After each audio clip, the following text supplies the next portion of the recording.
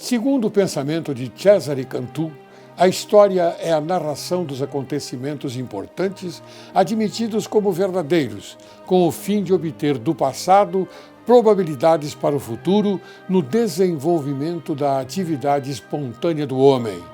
Para que a história se torne uma ciência, as tradições vagas e sem nexo não basta. Precisa de fatos verificados, observados, classificados e bem descritos.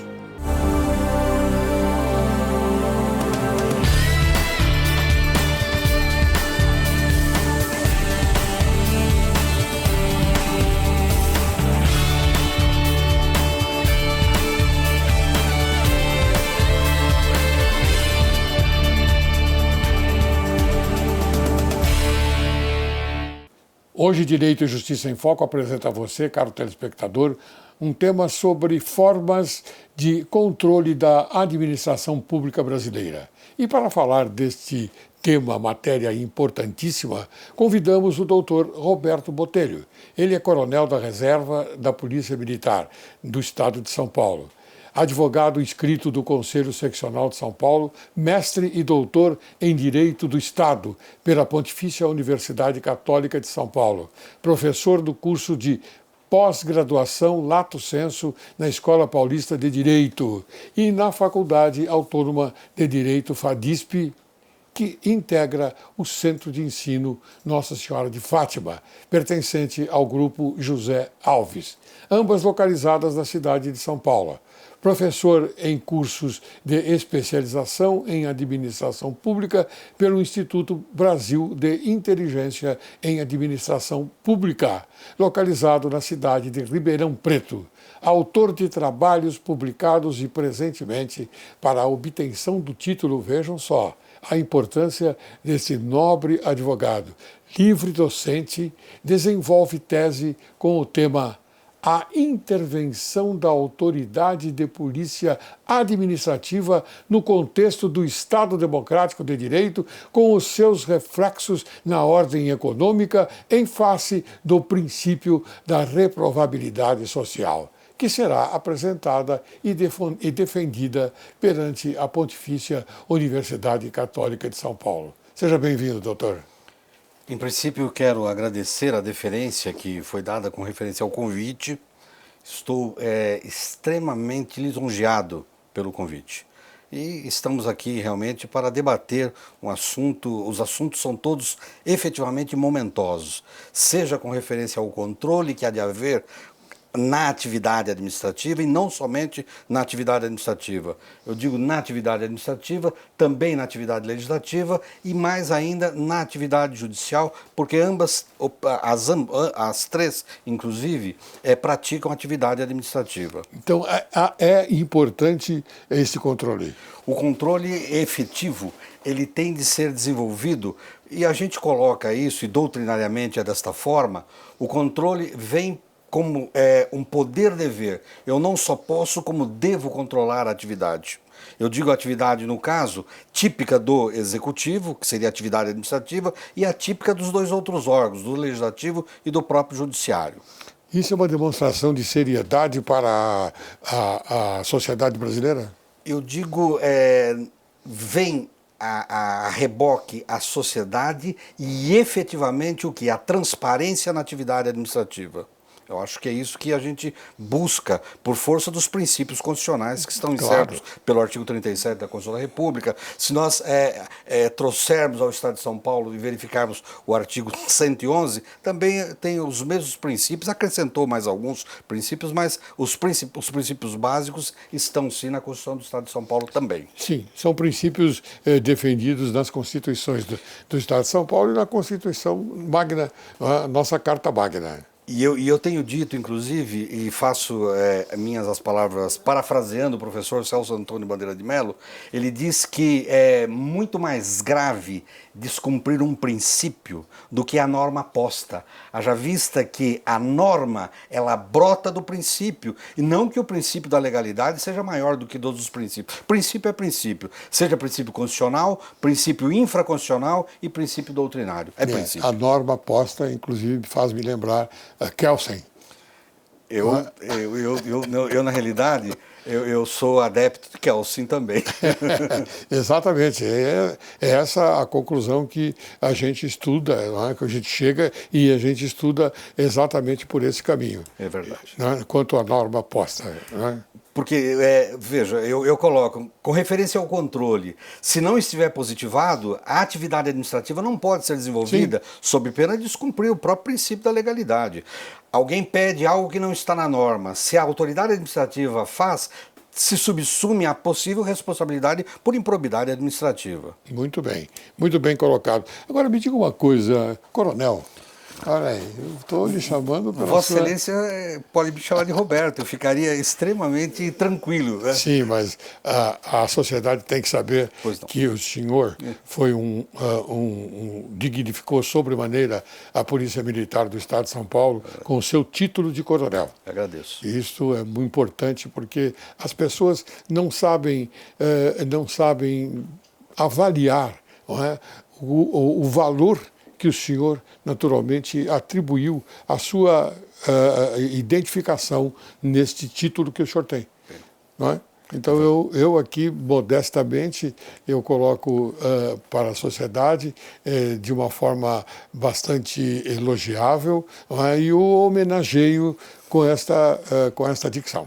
Novamente eu agradeço a forma, o trato que Vossa Excelência tem para comigo. Né? Eu fico extremamente lisonjeado, isso eu já disse desde o início. Né? Muito obrigado. É porque nós temos um título, e esse título é para o resto da vida. Isso é verdade. Não é verdade? A grande verdade. O senhor tem um título de coronel, eu tenho um título de desembargador. E é para o resto da vida, não existe o sufixo "es".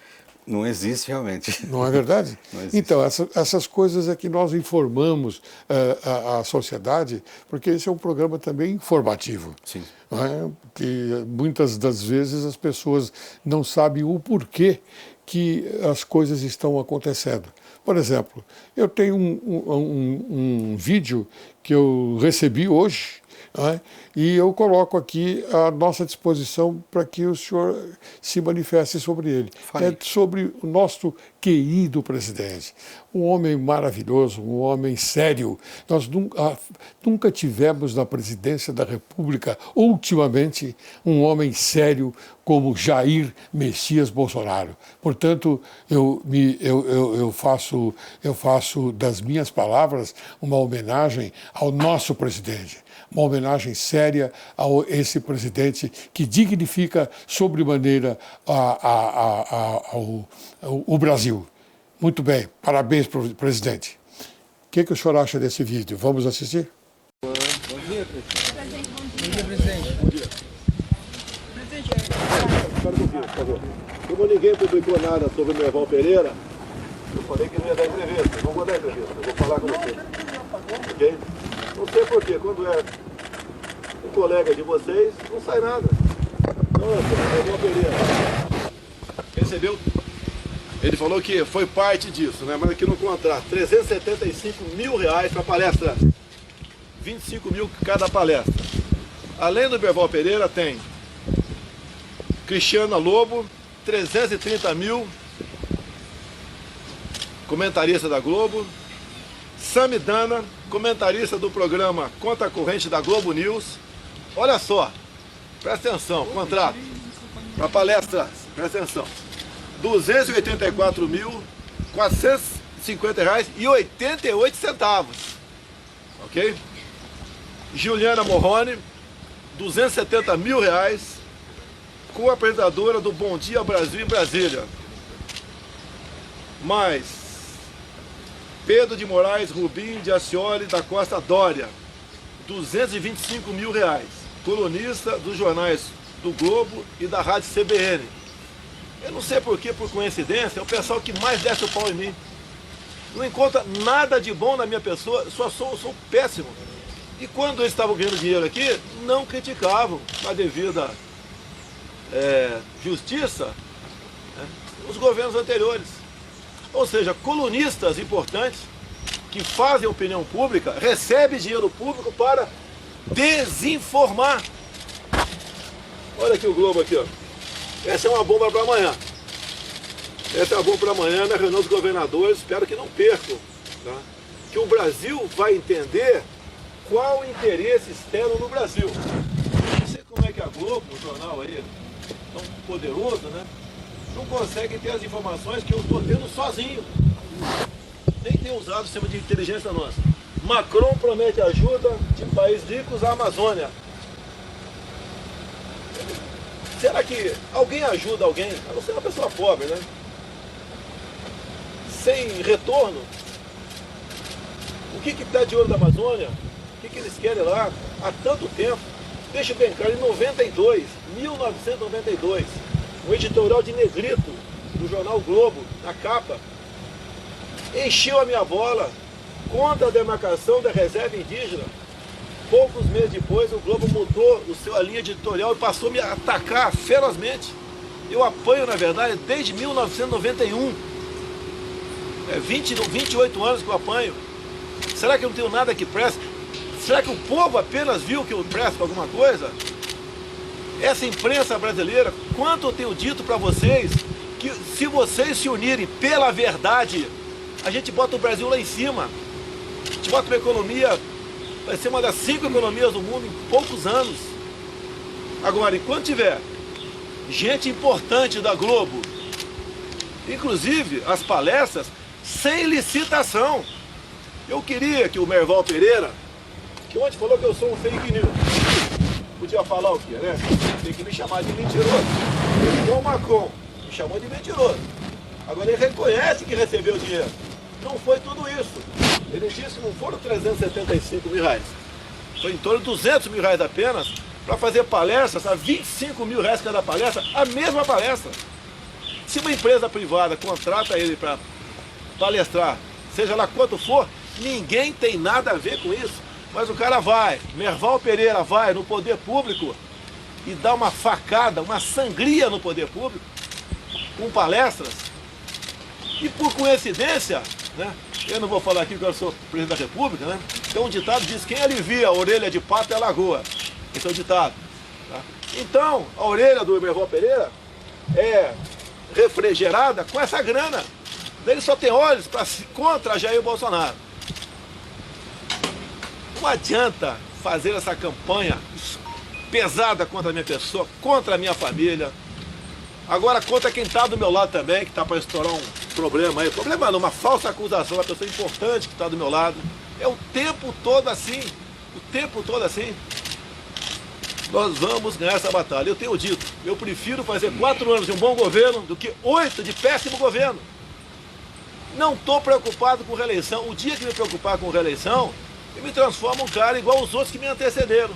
Busca atender a todo mundo. Imprensa, Globo. Né? Não sei se a medida provisória vai avante ou não na Câmara. Estou tendo sinalizações que ela vai cair. A grande mídia de papel perdeu 1 bilhão e 200 milhões comigo na última MP, ou na penúltima, sobre o anúncio de editar de balancetes no jornal de papel, jornal de grande circulação. Vão perder mais de 500 bilhões nos editais.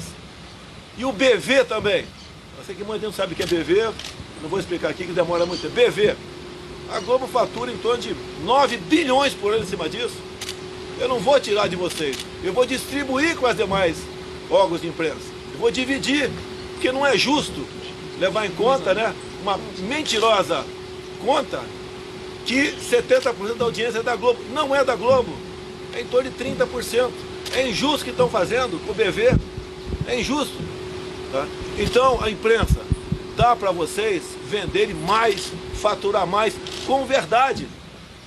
A grande parte da mídia quer que eu saia daqui para voltar aos anteriores, não interessa se é do PSDB, se é do PT, seja qual partido for. Para vocês continuarem faturando em cima do povo, mentindo, desinformando. Vou repetir para vocês aqui. Quem não lê jornal não tem informação. E quem lê está desinformado.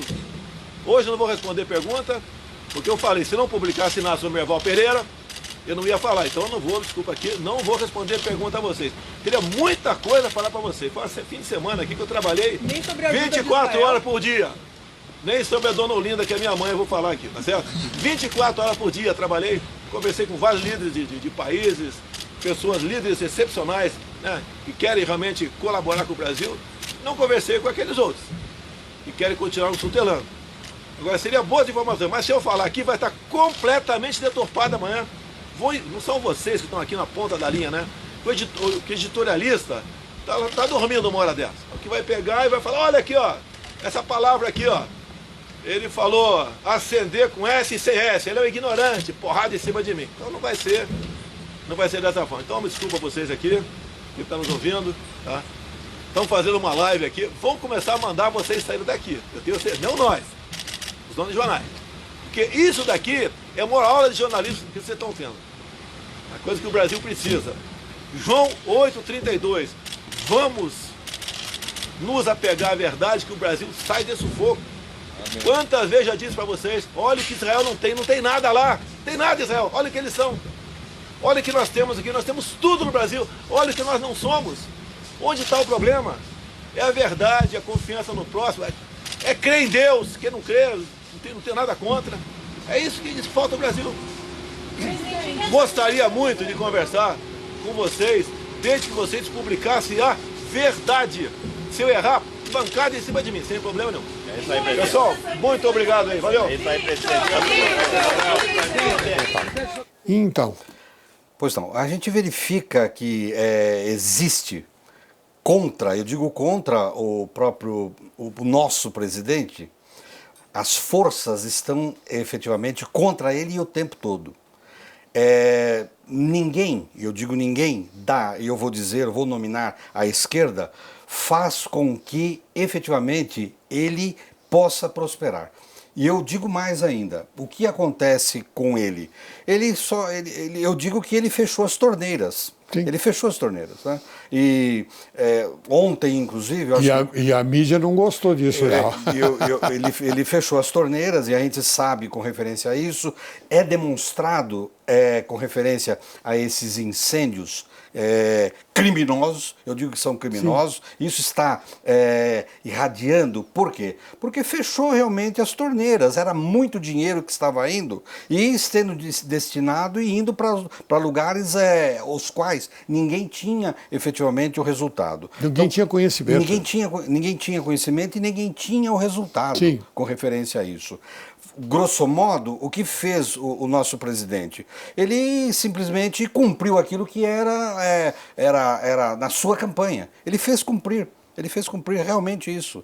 E ele já disse isso várias vezes. Ele está, na realidade, fazendo o quê? Um trabalho de formiguinha. E está vindo exatamente toda eu vou nominar novamente, toda a esquerda contra ele. Por quê? Porque esses eram os beneficiados, aqueles que nada fazem e quanto pior, melhor.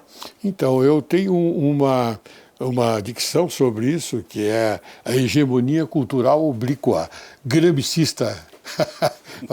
Ela prospera de uma forma bastante clara entre a esquerda, entre aqueles que dominam a esquerda, não é? A gente sabe que o pessoal da esquerda efetiva, porque tem a esquerda festiva, mas a esquerda efetiva são aqueles que tentam convencer e vão fazendo o quê? Neste convencimento, eles primam pelo poder. E o poder a todo custo. Prova é que o próprio José Dirceu disse, inclusive, que o nosso presidente seria eleito, mas ele não governaria. Isso tem vídeo a respeito disso. Ou seja, eu, em realidade, já vejo aí uma questão de lei de segurança nacional. Sim. A lei de segurança nacional ela não está revogada, de modo algum. Se nós consultarmos, em realidade, a própria legislação federal, ela está em vigor. Basta, em realidade, o quê? A notícia chegar ao Ministério Público e o Ministério Público, efetivamente, propor uma ação por descumprimento da Lei de Segurança Nacional. Falando em Ministério Público, nós temos aí um probleminha bastante grave que está acontecendo no Congresso Nacional quanto à aprovação daquela lei abuso de autoridade que foi já discutida há algum tempo atrás e agora ela vem com uma roupagem nova, não é? Então, eu pergunto, será que o Ministério Público terá dificuldades futuramente quando essa lei for definitivamente aprovada, não é? Em denunciar alguém? Porque poderá ser da seguinte forma. Agora eu vou fazer o papel, naturalmente, é uma situação esdrúxula esta. O Ministério Público ele terá que pedir desculpas quando encontrar um réu que ele tenha aqui naturalmente colocado na banda de lá, vamos dizer assim. O que você acha? Em realidade, a gente acompanhou parte do projeto desta lei. A gente viu, em realidade, que, num determinado momento, ela foi aprovada no apagar das luzes. Sim. No apagar das luzes. Haja vista que a sua aprovação vai efetivamente, eu não digo isentar de responsabilidade, mas vai dificultar a responsabilização de diversas pessoas que estão sob o crivo do próprio Judiciário. Eu digo do Judiciário e do próprio Ministério Público. O Ministério Público, e não só, eu digo as polícias também, seja a Polícia Federal ou as polícias estaduais, perderam na realidade uma grande, eu vou nominar como grande, mas perderam força com referência à aprovação. Eu creio, em realidade, que veio a própria lei veio em hora inoportuna. Haja vista que o que estava acontecendo, a Operação Lava Jato estava a todo vapor. E ela veio, em realidade, para fazer o quê? Dar uma expressão, dar uma parada, uma paralisada. Colocar o pé no freio. Isso, exatamente. Colocar o pé no freio. Dar um breque. Eu ia colocar dar um breque. Um breque. Usar o breque. No nosso tempo era breque, né? Agora coloca os freios, né? Eu digo no meu tempo, você é jovem. Os freios contrapesos. Nem tanto, Excelência, nem tanto. Muito bem. Então, veja, o meu querido amigo Dr. Botelho, eu vou chamar um pequeno intervalo agora, para depois então nós continuarmos com esta belíssima conversa, informando bem o telespectador, a sociedade brasileira. Tá bom? Eu agradeço. Você aguarde, logo, logo retornaremos.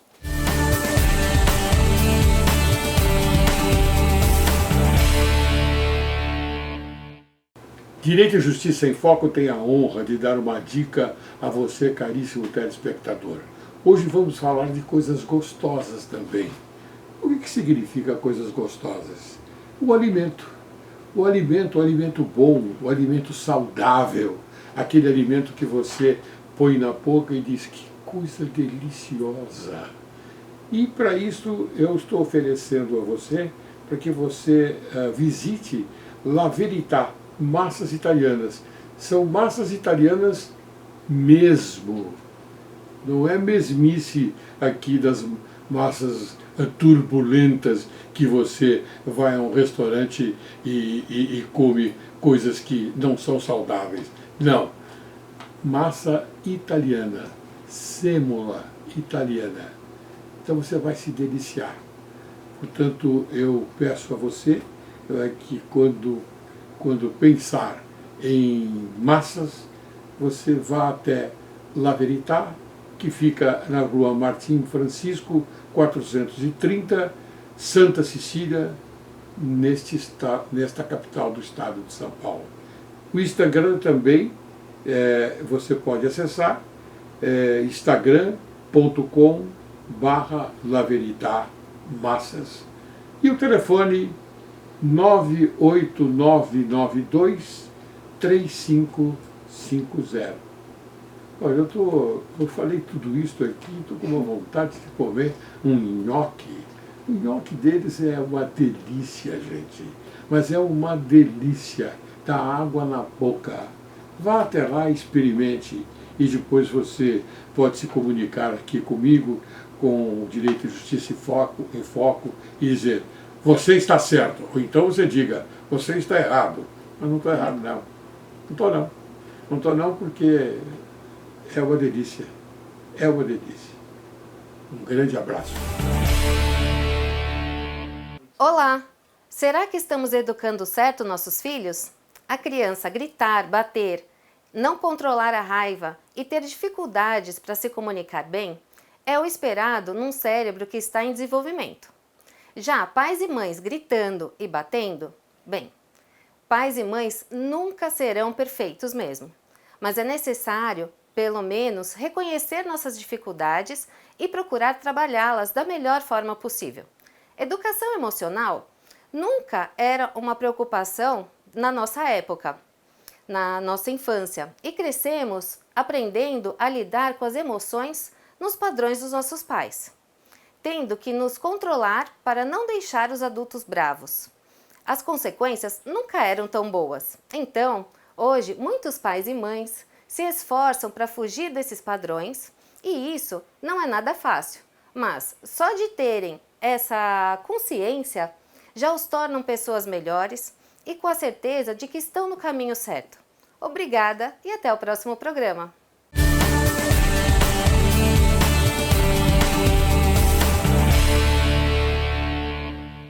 Retornamos, hoje conversando com o excelente advogado, Dr. Roberto Botelho. E eu tenho agora uma pergunta a fazer a ele, já que no primeiro bloco nós falamos sobre uma tese. Então eu queria que ele explicasse para nós essa tese que é interessante, para conquistar o título de livre docente.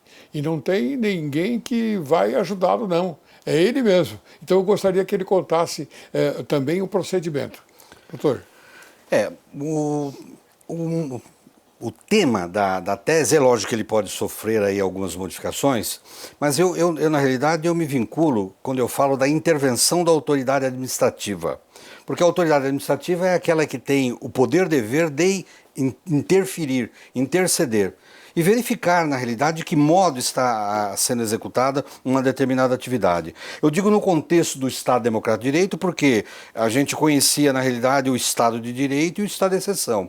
Aí colocou-se o Estado Democrático de Direito. O que é isso? Eu entendo que a maioria dita qual é o Estado de Direito, diferentemente de Portugal. Lá é Estado de Direito Democrático. Então é algo que a gente coloca. E eu coloco um reflexo na ordem econômica, em face do princípio da reprovabilidade social. Vou colocar um exemplo aqui que ele resume efetivamente qual é o tema.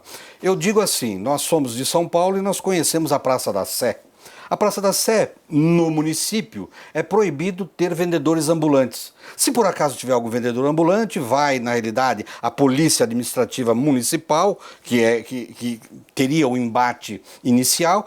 Na sequência não conseguiu, entra a Polícia Militar, ou seja, entra a Polícia do Estado para retirar. E, logicamente, isso repercute em processos, não só processo administrativo disciplinar, mas processo crime e processo civil, com referência ao agente que praticou um ato.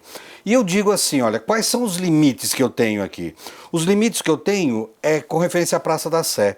Mas na Praça da Sé está proibido. Alguém tem um comércio na Praça da Sé, ele não tem um concorrente. Ninguém coloca uma barraquinha para concorrer com ele. Mas eu não vou nem no Brás, eu saio um pouquinho e vou ao Largo 13. Que é a mesma administração, Santo Amaro. Lá no Largo 13, a pessoa tem, na realidade, um comércio, paga todos os seus tributos, chega alguém e coloca uma barraquinha do lado dele e compete com ele. E é essa competição. E não paga tributo. Ora, o que eu coloco aqui, na realidade, é o princípio da reprovabilidade social. Por que no centro de São Paulo, que é a administração municipal, não pode, e em Santo Amaro, que é a mesma administração, há a possibilidade? E tudo tem interferência o quê? Tem interferência na área econômica, ou seja, na área econômica. Então, um exemplo, só para a gente verificar, é um tema dificultoso, não existe trabalho nem no Brasil e nem fora.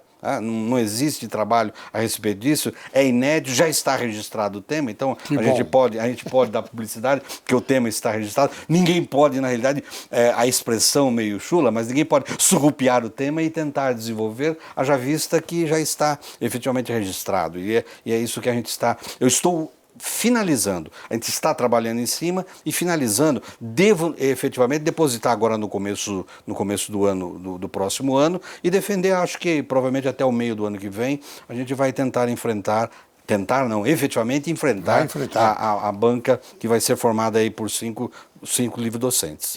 E como é que se procede esse tipo de enfrentamento, vamos dizer assim?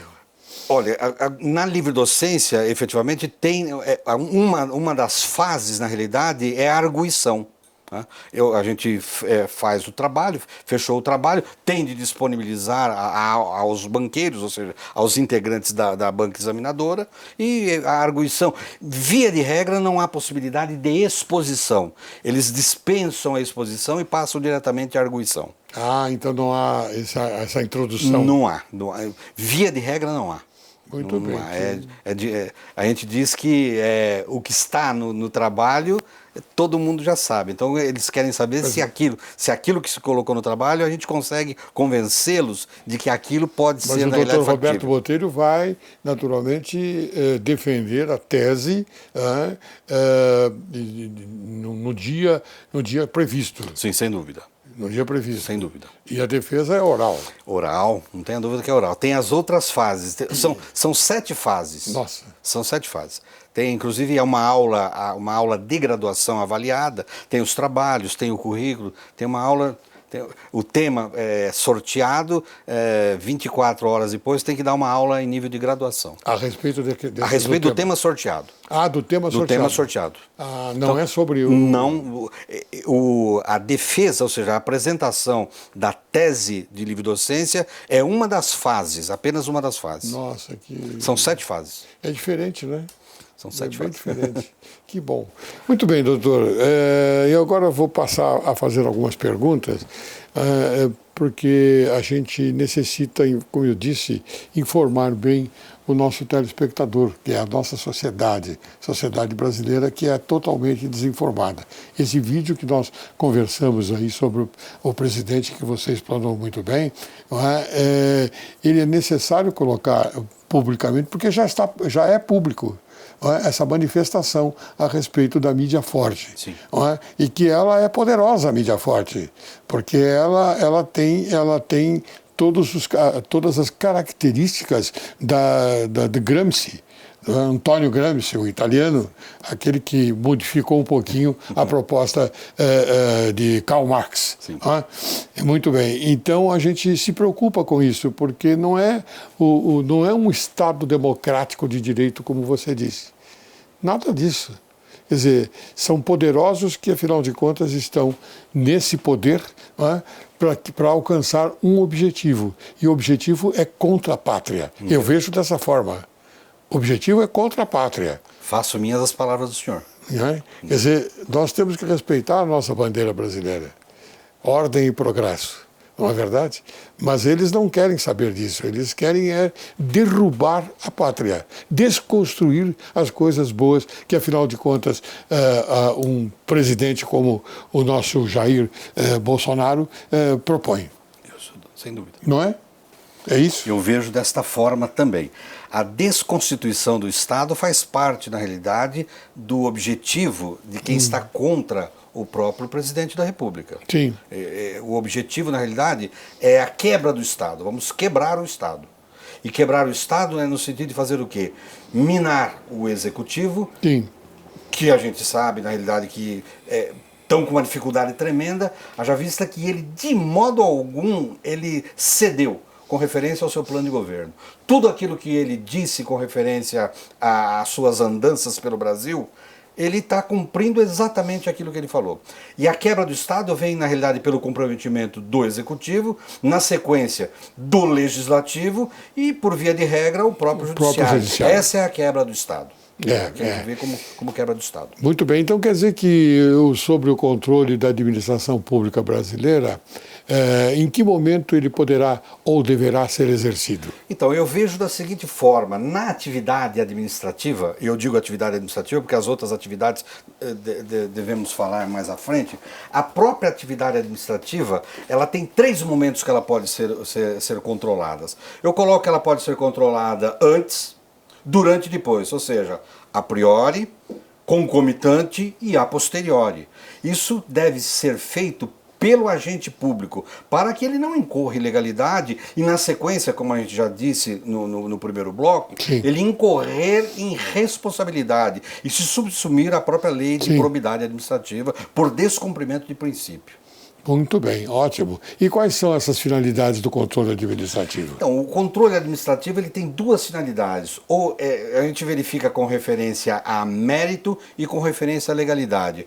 Ele pode, na realidade, verificar que o ato administrativo é bom, e ele na realidade mantém. Mas ele pode, ele não só pode como ele deve, verificando que há alguma ilegalidade ele retirar, pode. Então ele pode confirmar ou ele pode na realidade retirar. E a retirada que a gente coloca aqui pela administração pública é um instituto que está no meu livro de Direito Administrativo, que está no prelo já de algum tempo. Em realidade, eu coloco como sendo invalidação. A invalidação é a autoridade administrativa que verifica um ato eivado de nulidade e ela faz a retirada.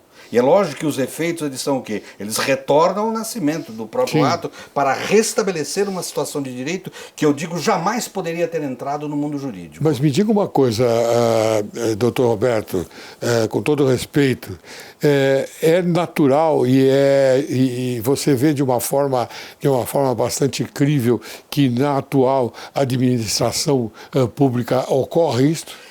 A dificuldade... Você entendeu aquilo que eu quero explicar, não é? Eu digo o seguinte, a dificuldade que está tendo, eu digo em nível federal, a dificuldade que está tendo é porque todos os órgãos estavam minados. A situação é exatamente essa. O que fez? A gente viu que logo no início, o ministro da Casa Civil, ele pegou o Onix, ele fez lá um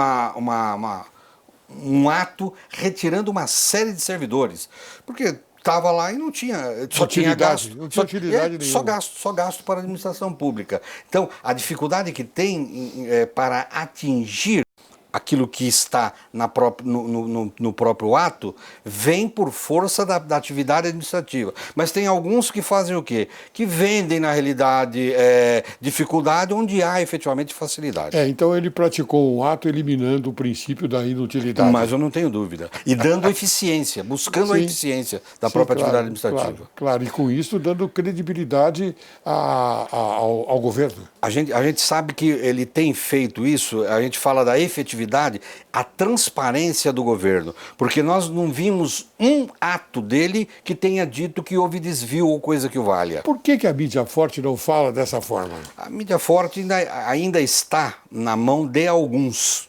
A gente sabe. Eles querem o retorno do retrocesso. Eu creio que o status quo é melhor do que a modificação que está sendo posta pelo nosso presidente, da forma como está sendo colocada. Né?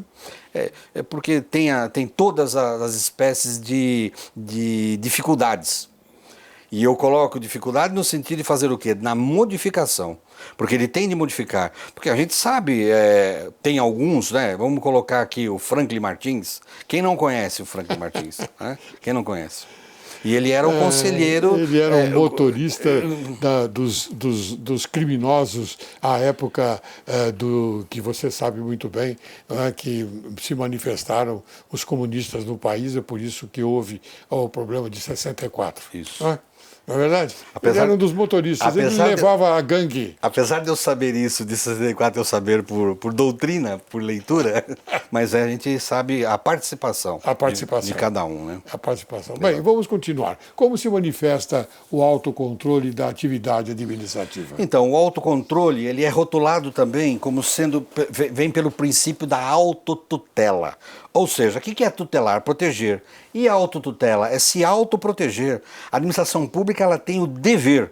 O professor Celso Antônio Bandeira de Mello, ele fala do poder-dever. Eu digo que o administrador público ele não só pode, como ele deve controlar, sob pena de responsabilidade. Sim. E não adianta chegar perante o judiciário, sendo na realidade denunciado por um ato de improbidade e dizer, eu não sabia. Como não sabia? Claro. Tenho obrigação de saber. A norma posta, eu digo a norma positivada, está. E com referência à norma positivada, se a norma for vinculada, é aquele comportamento que ele tem de adotar. Sim. Agora, se a norma efetivamente tem algumas hipóteses, é dentro das hipóteses legais que ele tem que escolher qual é o melhor.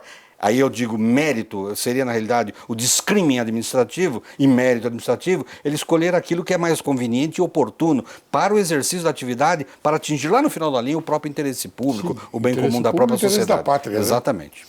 Muito bem. Quais são, então, os instrumentos utilizados para o exercício do controle administrativo? Então, no controle administrativo, nós temos, constitucionalmente, nós temos o direito de petição e o próprio direito de reconsideração. De petição está no texto constitucional. Sim. Todo cidadão ele pode, na realidade, peticionar. E dependendo, efetivamente, não existe custas. Eu digo, na realidade, com referência ao pedido de reconsideração de um ato onde haja, efetivamente, uma decisão para com o administrado e ele verifica, puxa vida, não seria bem isso. Ele pode recorrer? Pode. Ele recorre à autoridade superiora, que vai receber o recurso, em realidade, pela autoridade superiora nos dois efeitos, somente para a gente saber aqui. Recebe nos dois efeitos, não só no efeito devolutivo, mas suspende também. Suspende e devolve à autoridade subordinada para que ela instrumentalize e suba à autoridade superiora. É normal acontecer isso, suspender? Porque o efeito suspensivo é problemático. Eu digo a Vossa Excelência o seguinte... Eu não sei se você concorda comigo, doutor. A administração pública, ela, via de regra, não suspende. Não suspende. Não suspende. Eu digo na atividade administrativa, não suspende. Aí o que acontece? Vamos lá, eu não gosto de remédio, tem as ações constitucionais. Remédio a gente encontra na farmácia. Remédio constitucional, não, remédio é na farmácia. Então, eu tenho, na realidade, as ações constitucionais. Entrou, na realidade, com um pedido de reconsideração, busca efetivamente o que? A paralisação. Se não veio a paralisação, o mandado de segurança é o instrumento hábil para efetivamente paralisar. Muito bem. E qual é a finalidade do controle legislativo ou parlamentar? Então, o controle legislativo ou o controle parlamentar é para dar legitimidade àquilo que está tramitando pela própria Casa Legislativa. É lógico que a gente sabe aqui que existe o quê? No Brasil, bicameral, né? Tem, na realidade, Câmara Iniciadora e Câmara Revisora, dependendo do assunto, começa numa e vai a outra, e efetivamente pode, inclusive, surtir, e a emenda de uma volta à Câmara que iniciou. Né? Então, é a forma de controle que tem. Nós temos alguns institutos aí, se Vossa Excelência me permite, eu já vou até adentrar aqui. Por favor. Nós temos aí as comissões parlamentares de inquéritos e temos, na realidade, o pedido de informação. Quando a gente fala da comissão parlamentar de inquérito, é quando tem algum ato passível de responsabilização. Mas qual é a responsabilização? Efetivamente, vai com referência ao afastamento daquela autoridade, seja que a autoridade administrativa ou a autoridade política, do cargo que ele exerce. E os pedidos de informação vêm, na realidade, quando há necessidade de instrumentalizar algum procedimento que tramita pela própria Casa Legislativa. Mas esses são os instrumentos São utilizados? Os dois instrumentos, exatamente. Eu me adiantei, se me permite? Não. Tá tudo perfeito, tá ótimo, é assim mesmo. Então são esses os instrumentos. São os dois instrumentos que tem, são instrumentos constitucionais também. Muito bem. Se Vossa Excelência me permite, em direito do Estado, o meu subramo é direito constitucional. Em que pese a gente está no direito administrativo, como professor de direito administrativo, eu digo desde o milênio passado, dentro do direito administrativo. Meus parabéns. Ótimo, muito bem. E qual é a finalidade ou o fundamento desse controle judicial? Então, o controle judicial vem com referência a um ato que efetivamente eu não consegui o objetivo em nível administrativo, e vai ao judiciário, que o judiciário tem a possibilidade de fazer o quê? Ele tem a possibilidade de rever o ato. Eu vou até abrir aqui um adendo.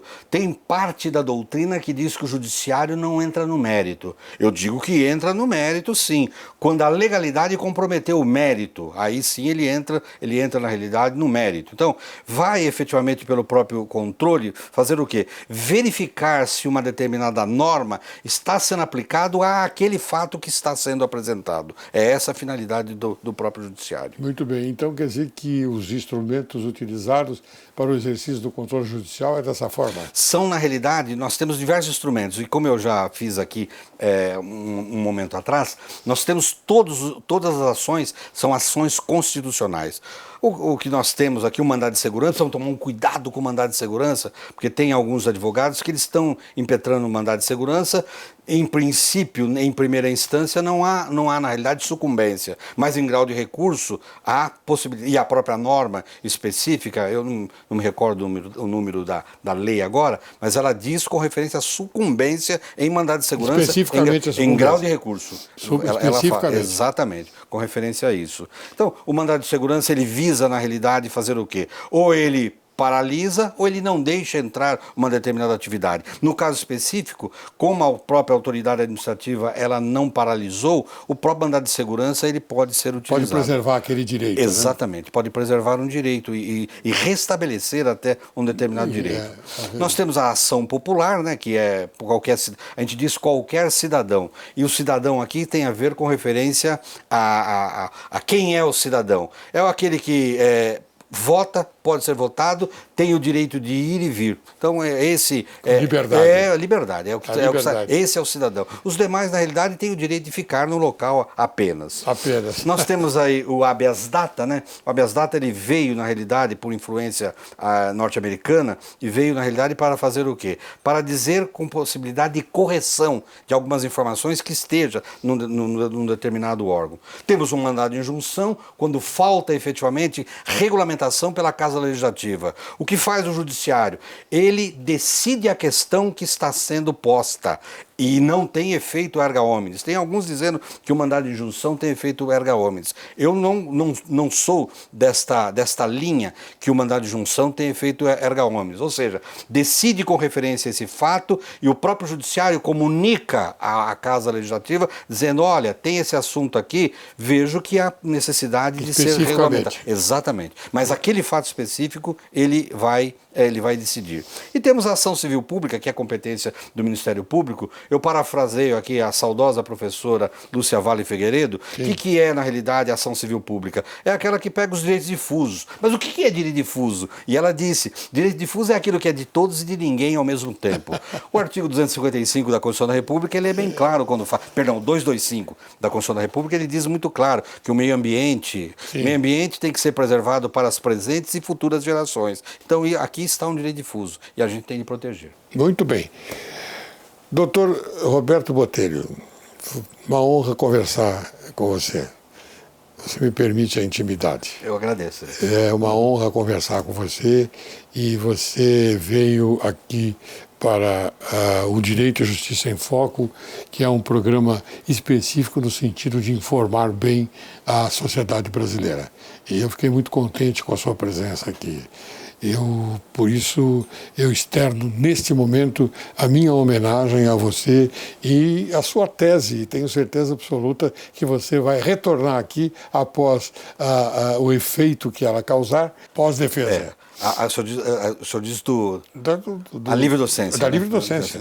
Sim, da livre docência. A gente gostaria de saber e explicar para a sociedade brasileira exatamente aquilo que aconteceu.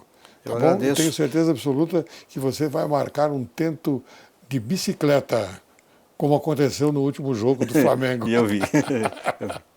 Eu quero agradecer aí o fato de Vossa Excelência ter me convidado, ter, na realidade, como fundamento informar a sociedade. É um assunto momentoso, o controle, não resta dúvida, independentemente dos outros assuntos que surgiram, é um assunto momentoso. A gente está aqui por convite, não resta dúvida, a deferência toda à minha pessoa foi dada pelo senhor, e eu tenho, na realidade, eu digo que eu não acredito nem em acaso nem em coincidência. Acredito que tem um ser superior que permitiu que eu estivesse aqui e fizesse essa participação aqui. Eu agradeço muito. Eu comungo desse mesmo pensamento. Da mesma forma. Eu quero oferecer a você, doutor Roberto, uma pequena lembrança do programa. É um livro que foi traduzido por mim, é O Crime Complexo, de Silvio Ranieri. Então eu gostaria de passar às suas mãos como um agradecimento pela sua presença aqui. E muito mais ainda porque as informações que nós prestamos, você prestou ao povo brasileiro, foi bastante saudável. Eu agradeço. Por favor. Muito obrigado. Encerro o programa de hoje com as sábias palavras de Tristão de Ataíde. O elemento histórico é indispensável para a verdadeira caracterização de uma obra e mesmo para a sua compreensão estática. Quero agradecer mais uma vez a presença deste nobre doutor Roberto Botelho, que muito honrou o programa Direito e Justiça em Foco e que esclareceu a sociedade brasileira sobre formas de controle da administração pública brasileira. O programa de Direito e Justiça em Foco tem como objetivo trazer convidados que consigam informar a verdade sobre fatos veiculados nas redes sociais, transmitindo sempre a verdade sobre a questão abordada. Assim, espera-se que a conversa de hoje tenha a força e a energia de aproximar esta maravilhosa sociedade brasileira com o objetivo de alimentar e conservar sempre vivo no coração humano o lume sagrado da honra, da independência, da magnanimidade, do patriotismo e da consciência pública, preservando os sentimentos de direito e de justiça. Muito obrigado, doutor Roberto. Obrigado.